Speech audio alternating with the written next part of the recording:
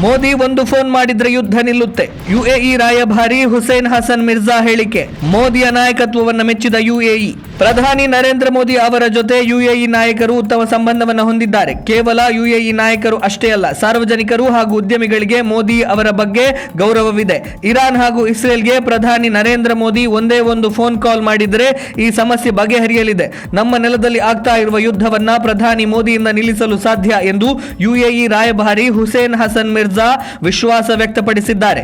Iran ವಿರುದ್ಧ Israel America ನಡೆಸ್ತಾ ಇರುವಂತಹ ಯುದ್ಧದಲ್ಲಿ ನಾವು ನೇರವಾಗಿ ಭಾಗಿಯಾಗುವುದಿಲ್ಲ.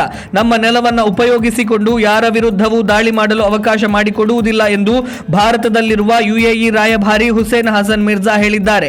ಈ ಯುದ್ಧದಲ್ಲಿ ನಮ್ಮನ್ನು ಏಕೆ ಎಳೆತರಲಾಗುತ್ತಿದೆ ಎಂದು ಅರ್ಥವಾಗುತ್ತಿಲ್ಲ.